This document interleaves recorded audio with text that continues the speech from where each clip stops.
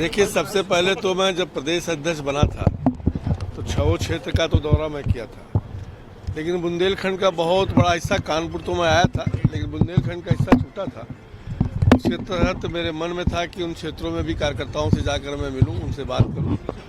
और जो मैं 3 दिन से लगातार बुंदेलखंड में घूम रहा हूं, जिस प्रकार से कार्यकर्ताओं का उत्साह है, उनका जो मनोबल बढ़ा हुआ है, मुझे पूर्ण विश्वास है कि आने वाले समय में 2027 में भारतीय जनता पार्टी 2017 से बड़ा बहुमत लेकर के आएगी।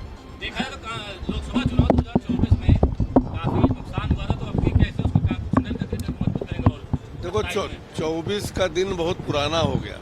जो नैरेटिव सेट किया गया था, जो एक लोगों को गुमराह किया गया था, अब देश की जनता समझ चुकी है।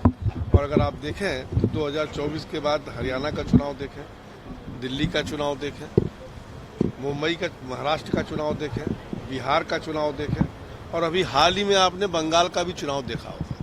और जिस प्रकार से बंगाल में अराजकता था, गुंडागर्दी थी, भ्रष्टाचार था, परिवारवाद था, उस परिवारवाद के खिलाफ वहाँ की जनता ने उनको कहीं ना कहीं सबक सिखाने का काम किया है। और मुझे लगता है कि उत्तर प्रदेश में भी जो जातिवाद और जो माफिया राज यहाँ पर समाप्त उत्तर प्रदेश की जनता ने किया था, और जो परिवारवाद चल रहा है, अब जनता देश की समझ चुकी है। परिवारवाद और भ्रष्टाचार और जो गुंडागर्दी करते हैं उनको बख्शने वाली जनता नहीं है। और 27 में भी उत्तर प्रदेश में भी बंगाल वाली ही हाल होने वाली है।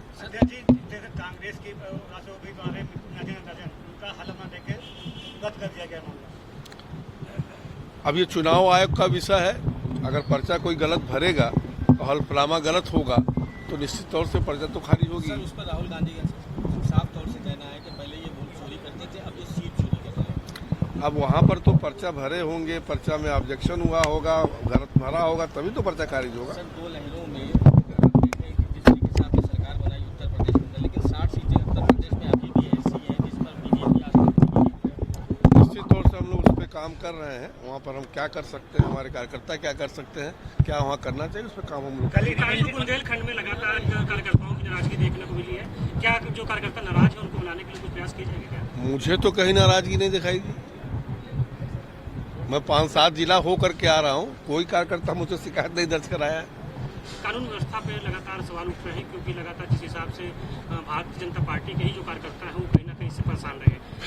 फिर मैं कह रहा हूँ कि कानून व्यवस्था पे चुनाव का समय आया है, नैरेटिव सेट करने का प्रयास हो रहा है। लेकिन अगर आप देखें तो 2017 का पहले का उत्तर प्रदेश और 2026 का उत्तर प्रदेश, आज उत्तर प्रदेश के लॉ एंड ऑर्डर को आज पूरा देश कहीं ना कहीं कोट करता है। इससे बेहतर कानून व्यवस्था उत्तर प्रदेश में कभी नहीं रहा।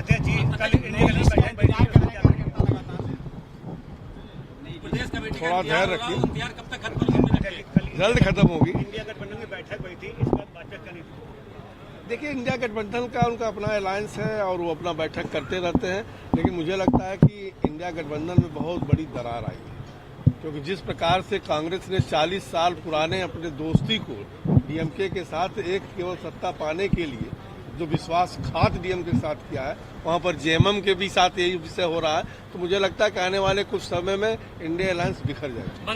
आपके राज्य की खबरें, आपके शहर की खबरें सबसे पहले जानने के लिए देखते रहें अमर उजाला। चैनल को सब्सक्राइब जरूर कर लें और पाएं हर अपडेट।